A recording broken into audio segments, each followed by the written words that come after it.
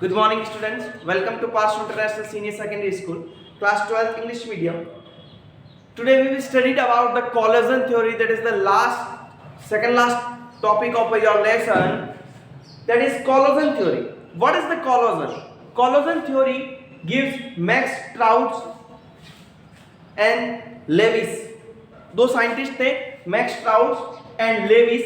उन्होंने जो है वो ये थ्योरी प्रोवाइड करवाई थी. Sir according to this theory होता क्या है? एक्चुअली जो रिएक्टेंट होते हैं, रिएक्टेंट के मॉलिक्यूल्स जो होते हैं, उन मॉलिक्यूल्स में आपस में क्या होता है? कोलिजन. बिल्कुल एकदम सिंपलेस्ट फॉर्म में अपन इसको समझते हैं कोलिजन थ्योरी को. एक्चुअली क्या है? ये कह रहा है कि सर आपके जो रिएक्टेंट है उनको सॉलिड जो है वो स्पेयर आप अज्यूम करें. This is a solid sphere. आप अज्यूम कर लीजिए कि reactant are solid sphere. Obvious बात है.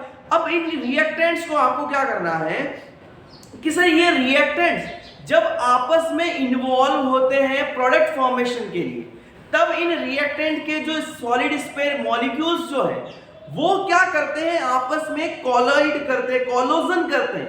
कोलिजन का मतलब आपस में टकराते हैं. कोलिजन जब होता है तो उस कोलिजन के कारण क्या होता है? प्रोडक्ट का फॉर्मेशन हो जाएगा.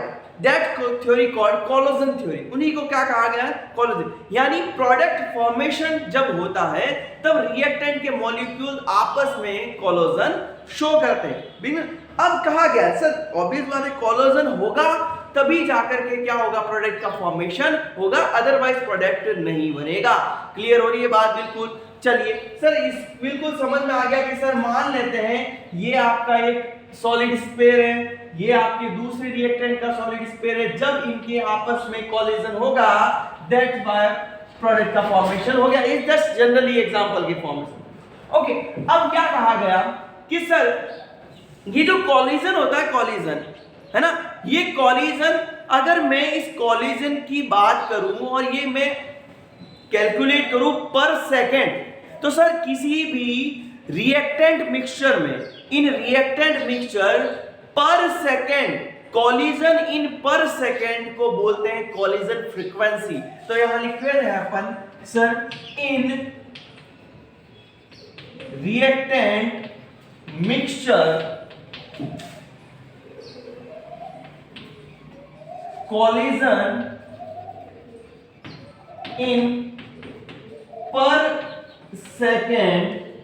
एक सेकेंड में जितने collision, number of collision in per second, यहां यह लिख सकते हैं number of collision in per second. एक सेकेंड में कितना कोलिजन होगा मॉलिक्यूल्स का? Number of collision in per second is called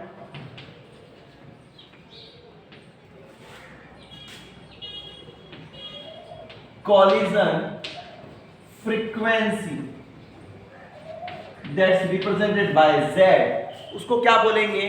collision frequency बोला जाता है. क्या बोला जाता है? फ्रीक्वेंसी. और Z से रिप्रेजेंट किया जाता है. क्या? Z से रिप्रेजेंट करेंगे अपन इसको. ठीक है सर. तो कई बार क्वेश्चन बन जाता है what is collision frequency? collision frequency mean in reactant mixture number of collision present या होने पर नंबर ऑफ कोलिजन इन पर सेकंड, एक सेकंड में कितना कोलिजन होगा. ठीक है सर. यहां तक आपके क्लियर हो गया. अब हम एक बात करते हैं सर कि सर जो आपकी रेट ऑफ रिएक्शन है वो दो फैक्टर पे डायरेक्टली प्रोपोर्शनल होती है. Rate of reaction that means we can say that dx upon dt is directly proportional to z. यानी कोलिजन फ्रीक्वेंसी यानी पर सेकंड कितना कोलिजन हो रहा है उस पर डिपेंड करेगा. एंड एफ यानी कितने मॉलिक्यूल्स वहां पे इफेक्टिव कोलिजन शो करेंगे उस पे भी डिपेंड करता है. ये फॉर्मूला याद करिएगा. ठीक है सर. Z into F. सही है. Z क्या है? Collision frequency. F क्या है? Effective collision. अब आते हैं बात. चलिए यहां तक क्लियर है. अब हम कह रहे हैं सर कि कोलिजन जो हो रहा है और उसके थ्रू रिएक्टेंट का फॉर्मेशन हो रहा है, बिल्कुल क्लियर है. बट इसमें क्या होता है? दो बैरियर जो है इसको रोकने का काम करते हैं. ऐसे दो बैरियर वर्क करते हैं जो इस चीज को क्या करता है? रोक देता, रोकने का प्रोसेस करता है कोलिजन को. कौन कौन से, चलिए यहां से हम बात करते हैं दो बैरियर की, ठीक है ना। फर्स्ट होता है एनर्जी, एनर्जी बैरियर, एक होता है अपने क्या कह सकते हैं कॉन्फ़िगरेशन, कॉन्फ़िगरेशन की बात, ठीक है सर। यानी अपन कहेंगे इफेक्टिव कोलिजन और इनइफेक्टिव कोलिजन, ठीक है सर। कोलिजन की बात करते हैं, कॉन्फ़िगरेशन की बात करते हैं अपन। चलिए अपन बात करते हैं एनर्जी की। फर्स्ट ऑफ ऑल एनर्जी कि सर एनर्जी का क्या मतलब हुआ कि सर देखो सब इसको अभी बाद में पढ़ेंगे, सबसे पहले इसकी बात करते हैं एनर्जी बैरियर। देखिएगा एनर्जी बैरियर हम कहते हैं कि सर रिएक्टेंट है हमारा, ये रिएक्टेंट ऑब्वियस बात है प्रोडक्ट में कन्वर्ट होगा, लेकिन इस रिएक्टेंट को क्या करना पड़ेगा, एक ऐसी लिमिटेड मैक्सिमम एनर्जी को क्रॉस करना पड़ेगा, सॉरी मिनिमम एनर्जी को क्रॉस करना पड़ेगा, जिससे होकर के वो क्या करेगा प्रोडक्ट में कन्वर्ट होगा। इसको हमने क्या कहा, देखो आपको याद हो तो थ्रेशोल्ड एनर्जी, ये पढ़ा था अपन लोगों ने। तो मींस ये जो एनर्जी इसको क्रॉस करना इसको नेसेसरी है। जैसे एक एग्जांपल की बात करें, आपने ओलंपिक गेम देखे होंगे, ओलंपिक गेम में हाई जंप होता है, हाई जंप होता है ना, तो हाई जंप में एक बैरियर होता है, उस बैरियर को वो क्या करना है, उसको जंप करना है, ठीक है ना। वो भाग के 3 चांसेस में जब भाग के आता है फर्स्ट में, अगर उस बैरियर को क्रॉस कर दिया तो उसने पास आउट हो जाएगा, क्वालिफाई हो जाएगा। वही चीज है यहाँ कि सर जब अपन बात करेंगे कि जब कोई रिएक्टेंट प्रोडक्ट में कन्वर्ट हो रहा है तो उसे एक मिनिमम एनर्जी के बैरियर को क्रॉस करना पड़ेगा, और वो क्रॉस करेगा तभी जाकर के क्या होगा, प्रोडक्ट का फॉर्मेशन होगा। अब कहा वो जो मिनिमम एनर्जी है ना, मिनिमम एनर्जी जिसको क्रॉस करना है उसको बोला जाता है थ्रेशोल्ड एनर्जी। क्या बोला जाता है, ये अपन पढ़ चुके हैं। थ्रेशोल्ड एनर्जी को अगर वो जंप कर जाएगा तो प्रोडक्ट बना देगा, वरना वो प्रोडक्ट नहीं बनेगा। इसका मतलब किसी भी रिएक्टेंट को प्रोडक्ट बनाने के लिए थ्रेशोल्ड एनर्जी जितनी एनर्जी का होना नेसेसरी है। पहला पॉइंट समझ में आ गया। दूसरी बात करते हैं कि sir effective and ineffective collision, ठीक है सर। कोलिजन होता है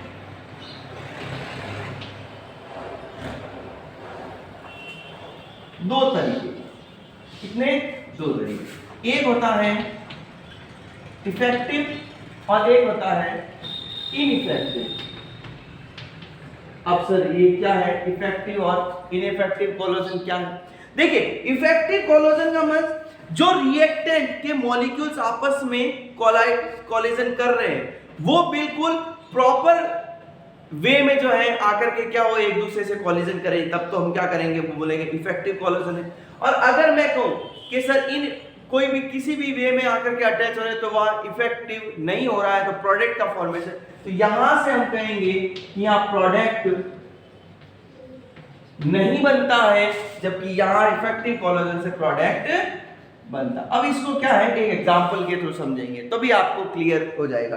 तो देखिएगा कि सर कॉन्फ़िगरेशन दो तरीके का, एक इफेक्टिव और एक इनइफेक्टिव। इफेक्टिव कोलिजन में आपको प्रोडक्ट मिलेगा और इनइफेक्टिव में आपको प्रोडक्ट नहीं मिलेगा। चलिए एग्जांपल, इसको मैं एक ऑर्गेनिक एग्जांपल के थ्रू समझाता हूं तो आपके आगे ऑर्गेनिक में भी काम आएगा। चलिएगा देखिएगा, एक नॉर्मल सी रिएक्शन है, क्या कहता है कि sir alkyl halide react with any base, base से आता है OH-, ठीक है sir, and form alcohol and halogen remove हो जाता है। ये एक नॉर्मल सीरीज। चलिए इसको अपन पढ़ते हैं। इसका कॉन्फ़िगरेशन कुछ इस तरीके से होगा,